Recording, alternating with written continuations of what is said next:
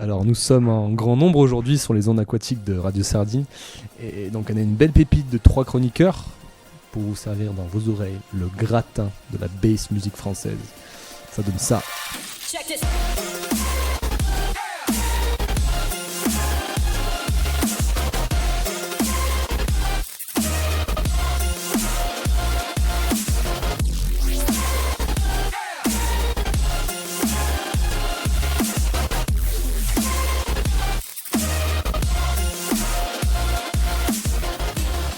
Aujourd'hui, on vous emmène en voyage, découvrir Datricaz.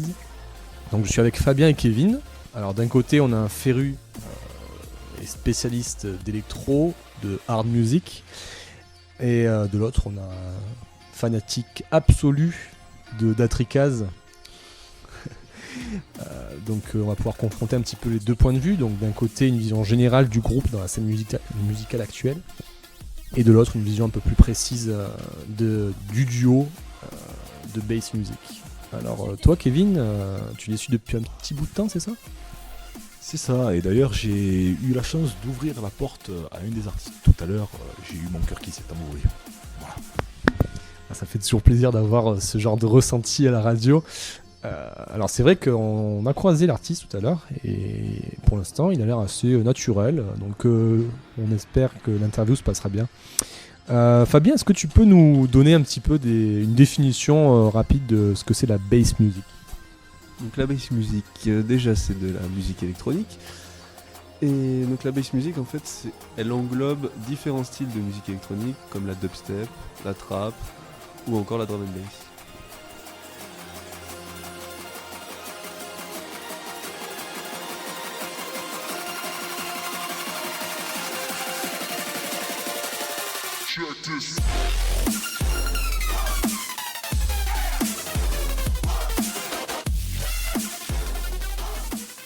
On va laisser la parole à notre duo de Datricaz.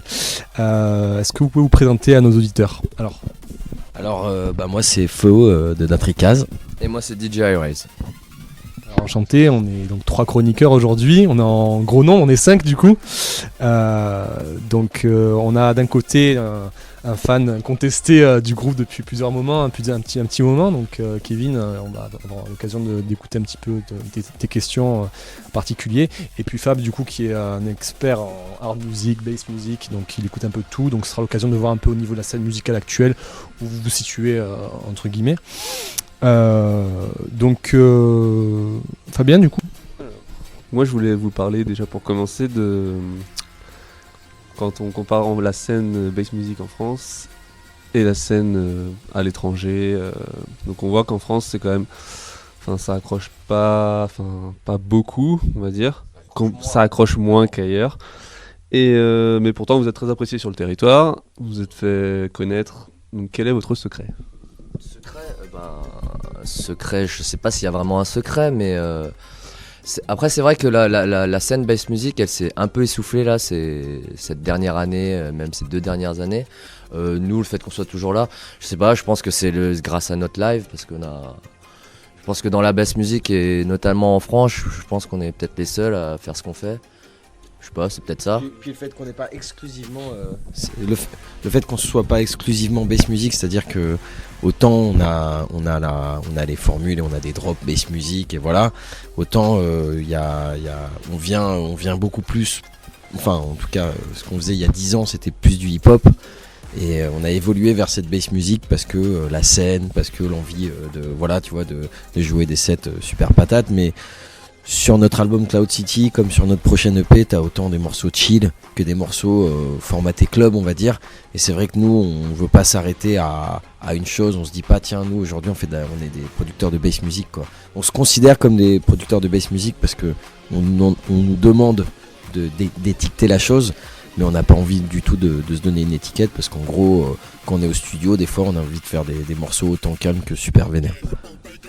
Déjà, on se considère même pas, quand tu es artiste dubstep ou artiste rap, on se considère ni l'un ni l'autre en fait. On fait pas que du dubstep, moi j'écoute pas que du dubstep chez moi à la maison, j'écoute pas que de la trap et on fait pas que de la trap. Donc c'est vraiment un gros mélange de plein de trucs. S'il fallait étiqueter, ce serait assez compliqué. Après, sur ces dernières années, les gros singles qu'on a produits, c'est vrai que c'était les trucs de dubstep et d'hybrid trap. Mais à côté, si tu fouilles, tu regardes tout ce qu'on a produit, il y a vraiment des trucs très variés qui vont de l'abstract hip-hop au trip-hop, à la chill music, glitch. Et tout ça, souvent, c'est tout mélangé dans un seul morceau et ça donne une grosse recette, quoi. Donc vous dites que vous écoutez beaucoup de choses. Quel style vous aimez écouter en dehors du hip-hop, de la bass music? Bah, nous on va dire c'est très varié, tu vois, autant des fois j'arrive dans le studio, s'il taffe sur autre chose que de la musique, tout par exemple, il va écouter du lofi, autant on va écouter du hip-hop, autant on va s'inspirer, nous, pour notre musique à nous, on s'inspirera de musique de film, que ça soit des musiques de manga, même des musiques de vieux films japonais des années 50 où on trouve ça super stylé. Et c'est vrai que ça fait partie de nos codes, c'est notre culture visuelle aussi, parce qu'on a... Voilà, ouais. Les restes du beatmaking comme on a commencé au début des années 2000 et du coup on samplait beaucoup, on achetait gavé de vinyle, plein de CD, à l'époque YouTube c'était pas pareil, tu pouvais pas tout trouver et tout ripper, donc il fallait forcément passer par la case magasin et acheter des vrais trucs en vrai, mais ça nous a donné ce côté curieux de vouloir toujours aller chercher et chercher des nouvelles BO, tous les nouveaux films, tous les nouveaux trucs qu'on regarde, on écoute les BO parce qu'il y a toujours des trucs intéressants. Il n'y a pas que dans les vieilleries que tu trouves des samples ou des inspirations. Donc voilà, quoi. Par rapport à ça, justement, quand vous parlez de films des années 50, est-ce que vous inspirez un petit peu tout ce qui est Akira Kurosawa, les vieux films japonais, de Sept Samouraïs par exemple, des BO comme ça? Seven Samurai, on l'a samplé déjà. Donc voilà, c'est comme ça c'est fait. Mais oui, c'est des films qu'on a regardés, qu'on a kiffé. Après ça fait pas partie de mon top 10, tu vois, c'est des trucs que je connais qui font partie de ma culture et tout. Après notre influence, elle est pas directement liée à ce mec-là. On connaît des fois même les BO mieux que les films, c'est-à-dire qu'il y a beaucoup de moi, j'achète encore les BO en vinyle. Et la dernière fois qu'on allait à Tokyo, on a dû s'acheter à deux, on a dû s'acheter 80 vinyles. Et quand tu rentres de là-bas, tu fais du digging, tu trouves des perles en état, genre le vinyle n'a jamais été sorti. Voilà, donc. C'est des vinyles que tu trouves que là-bas. De toute façon, au Japon, ils ont des disquaires vraiment au top. C'est que on est allé dans un magasin, c'était que des BO de vieux dessins animés japonais en vinyle, tout en excellent état. Ça existe nulle part ailleurs. C'est de retrouver un vieux vinyle de Galaxy Express 999 d'un vieux dessin animé des années 70. En France, c'est pas possible, tu vois. Là-bas, c'est pas comme quand tu vas dans toutes les braderies ou dans tous les magasins, tu vas retrouver des vinyles de Ennio Morricone, de Hans Zimmer. Ça va, on a fait le tour, on les connaît, machin, tu vois. Là-bas, tu trouves vraiment des trucs que tu trouves que là-bas. Donc nous, c'est ça qu'on cherche. Comme quand on va au Vietnam et qu'on essaie de trouver des vieilles boutiques de vinyle où il y a que des vieilleries vietnamiennes de musique traditionnelle que tu trouveras limite même pas sur YouTube. Moi, c'est ça qui me botte, tu vois, parce que sinon, si c'est pour aller sampler ou aller s'inspirer de trucs que tout le monde a, c'est moins fun. Donc, vous avez récemment organisé début mars une soirée avec votre label Autodayo. Comment c'était cette soirée? C'était le feu absolu. Franchement, non, mais ça fait plaisir parce que ça faisait longtemps qu'on n'avait pas fait de Autodayo Party, c'est comme ça qu'on les appelle. Et donc, fatalement, tu sais, quand on n'enchaîne pas, tu sais pas si les gens sont encore là 1 an et demi, 2 ans après. Et là, les gens étaient là au rendez-vous, le public était à fond. Enfin, tu vois, tu sais, il y a ce genre de soirée où, quel que soit le nombre, du premier rang au dernier rang, tout le monde est dedans, tout le monde écoute, tout le monde et voilà, tu vois, transpire. Et là, c'était ce genre de soirée. Et ce qui faisait plaisir, c'est qu'on a fait venir des gars du label. Attic qui venait de Grèce, il y avait des nouveaux, des rookies, des petits Zeden, des gars comme ça, qui sont des gars qu'on vient de signer à peine. Et ça fait plaisir de venir en famille, tu vois. Nous déjà on est 2, c'est cool, on tourne à 2 et tout, mais si on peut tourner à plus, la fête est plus folle, quoi.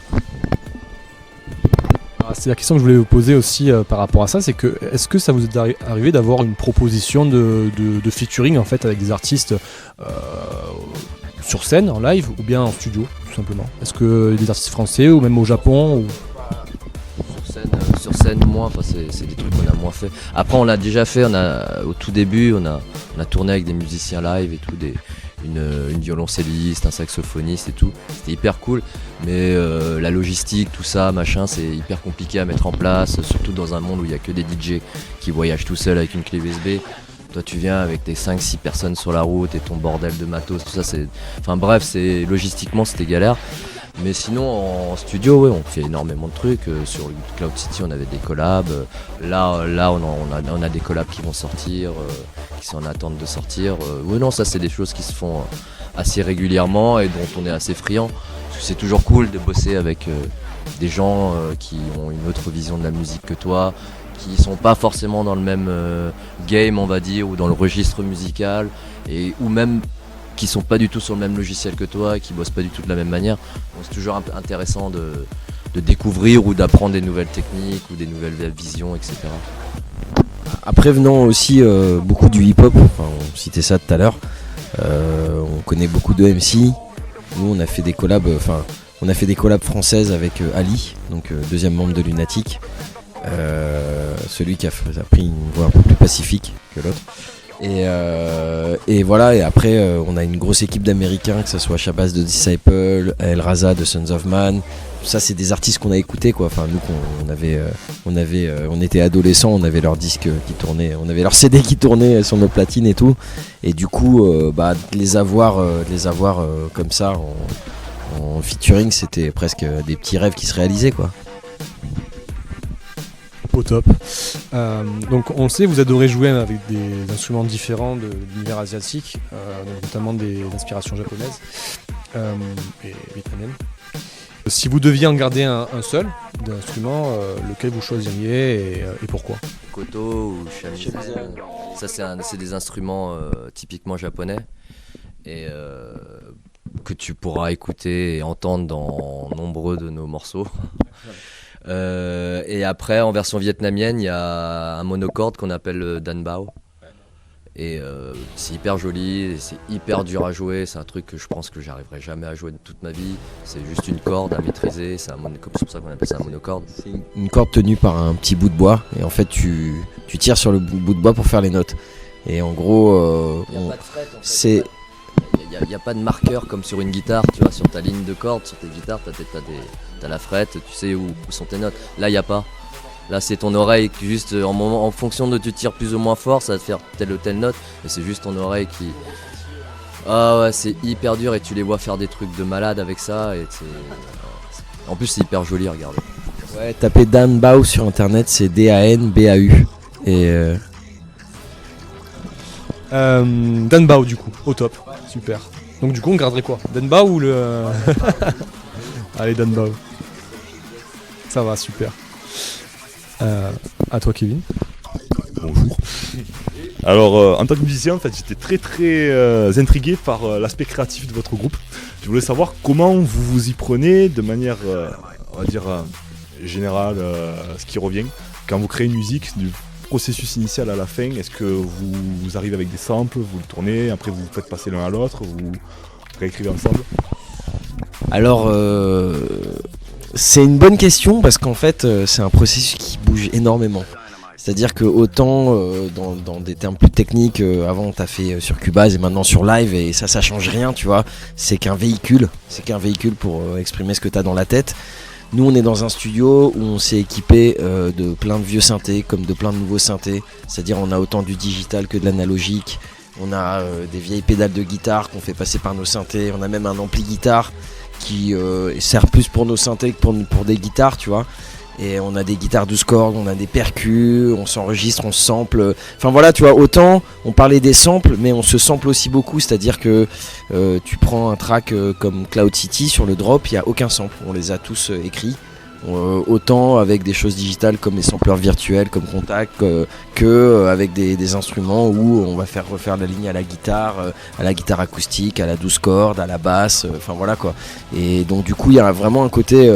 Tu sais, j'aime pas trop ce mot-là parce que c'est utilisé à toute berzingue, mais organique, tu vois, dans le sens où t'essaies de faire un peu ta petite recette à toi et tout est fait à la main, tu vois. C'est comme les gens qui font leurs pâtes de pizza ou pas, tu vois. ou ceux qui prennent une préparation, tu vois. Mais après c'est pas une recette, c'est pas un processus qu'on applique sur tous les morceaux.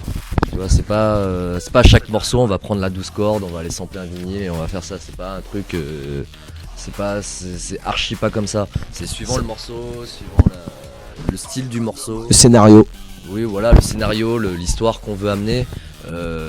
Des fois on va vouloir faire des trucs très minimales, donc on n'a pas besoin de mélodie, on n'a pas besoin de sample, donc on va se prendre la tête sur ce qu'on appelle le sound design, c'est-à-dire créer des bruits à partir de zéro. C'est un autre travail, c'est un travail aussi gros que de chercher des samples en vérité, sauf que c'est différent. On est d'une philosophie, en tout cas dans l'écriture musicale, assez méticuleuse, c'est-à-dire on n'essaie pas d'utiliser des samples tout fait, même de caisse ou quoi, de kick, de snare, on essaie de tout fabriquer nous-mêmes. C'est-à-dire que même le kick que vous entendez sur nos morceaux, c'est un truc on a samplé une batterie, on l'a layerisé avec des synthés, et avec des synthés on a produit une grosse caisse, quoi, tu vois. Et ça, c'est bizarre à dire, mais tu peux autant le faire avec des samples ou des choses déjà préparées, ou avec des machines où tu as déjà des sons et tout.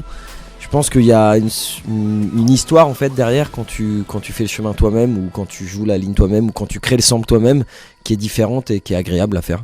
Voilà. Alors vous avez un processus qui est vous faites partie des artistes que je respecte le plus, parce qu'il y a ce processus entre guillemets de vraiment créatif de A à Z, avec ce côté d'intelligent music que j'aime énormément. Et du coup ma question suivante c'était sur le matériel que vous utilisez, qu'est-ce que vous... si vous devez citer un software, un hardware où vous revenez le plus souvent dans le studio, et un en live, grosso modo, c'est quoi? Ouais, c'est pour ça. Notre setup de création et notre setup de performance, c'est deux choses complètement différentes, avec des processus complètement différents, donc ça n'a vraiment rien à voir. En studio, tout est centralisé sur un ordinateur. En live, on a des ordis, mais c'est pas ce qui centralise le tout. Nous, on a des contrôleurs sur lesquels on joue. On a machine, c'est des pads. Il a un clavier aussi, un clavier MIDI. J'ai de la platine qui me sert pour scratcher. Donc c'est plein de trucs. Mais ça, c'est pas comme ça qu'on produit la musique dans notre studio. C'est pas avec tout cet arsenal-là. Nous, on le fait avec un ordinateur, plein de plugins, plein de synthés différents. Et après, si tu veux qu'on cite un truc qui est récurrent dans le studio, je pense que c'est Serum, quoi. Ouais, après en hardware, on dira le MS-20, tu vois.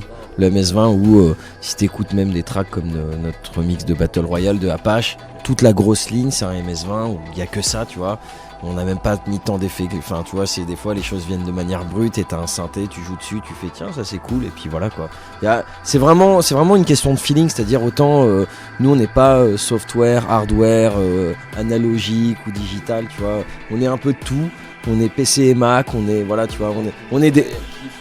Ouais, voilà, l'important c'est déjà, c'est le chemin et l'arrivée et le tout, tu vois. On n'est pas là à dire tiens moi l'important c'est que le résultat final soit un produit ou quoi. Nous c'est hyper important qu'on s'amuse. Si on s'est pas amusé, franchement, je le fais pas le morceau, tu vois. J'abandonne direct. Alors mon âme de musicien rayonne en vous entendant, parce que j'apprécie beaucoup. Et alors ma dernière question que j'avais, c'était si vous avez une petite anecdote, un petit souvenir qui vous a marqué. Voilà. Donc je me souviendrai toute ma vie, vous la voyez pas parce qu'on a la radio, mais j'ai une cicatrice là sur le zen. Voilà. Je me suis pris une poutre avec mon masque et je me suis ouvert le nez. Sur la table. À la fin de mon set, il restait 15 minutes, je me suis ouvert le nez, je suis tombé, j'ai pissé le sang, je m'en suis même pas aperçu. Je vous fais l'histoire en gros. Le mec monte parce qu'il veut slammer. Il avait pas vu qu'il y avait une poutre un peu trop bas. Poum, il se la prend. Tu vois, c'est un plafond hyper bas et t'as le plafond qui est un peu biseauté comme ça, et puis t'as des poutres qui passent sur les côtés. Et moi, quand j'étais debout sur la table, j'avais mon nez, il était au niveau des poutres. Et comme on est masqué, on voit pas ce qu'il y a à gauche et à droite. Alors moi, j'ai juste voulu tourner la tête. J'ai tourné la tête et bim, je me suis pris la poutre. Les deux ronds qui font orifice pour les yeux, ils ont collé mon nez là. Et du coup, ça a sectionné mon nez en deux là. Ça avait ouf. Ah, t'avais la place de mettre un stylo là. Et bref, et moi en fait je le vois, et lui avec l'adrénaline, c'était à Avignon. C'était à Avignon, c'était pas peut-être au Passager du Zinc. Je crois que c'était un bas de plafond, ça c'est ça. Et bref, et moi je le vois là, il était en train en fait il pissait le sang mais il s'en rendait pas compte, qu'avec l'adrénaline et tout. Et donc du coup avec son masque, moi je le voyais, il transpirait du coup. Donc je le prends, je le baisse sous la table et je lui dis il y a un problème, tu pisses complètement sang. Et puis là je retire son masque et là je vois une grosse balafre sur son nez. Et ce que j'ai fait, c'est que j'ai pris, il y avait une serviette qui traînait, je l'ai collée sur son nez. J'ai fait, J'ai regardé après, j'ai fait oh aïe aïe, ça va pas là. Ah, ça va pas du tout, j'ai vu la tache de sang qu'il y avait sur tout. J'ai fait, c'est bon, mais j'ai quand même fini le set. Et après, je suis allé m'évanouir 10 minutes à la fin de mon set. Mais j'ai tenu. tranquillement.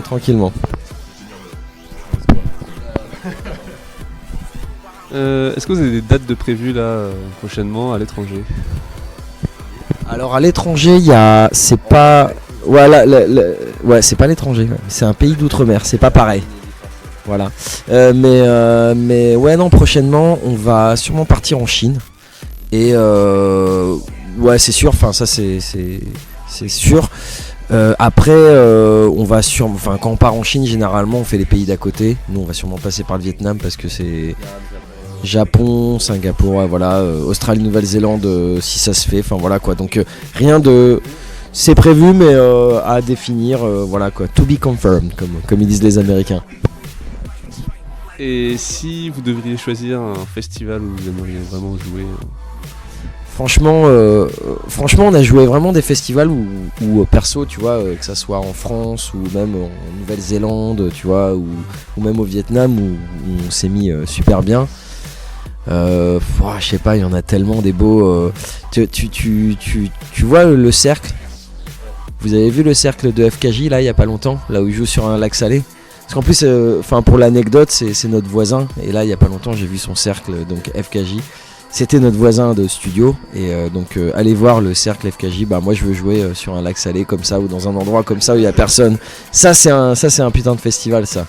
Ça, je pense que tu fais un avec la nature, tu vois. T'es tout seul et tout. Bon, il a une équipe de filmeurs, ça, on les voit pas et tout. Mais elle est belle, cette vidéo. Ça donne envie. Au top. Allez, une petite dédicace pour Radio Sardine. Bah, dédicace Radio Sardine. Voilà. Allez, au top. Allez, merci à vous et à bientôt sur les ondes aquatiques de Radio Sardine. Otodayo.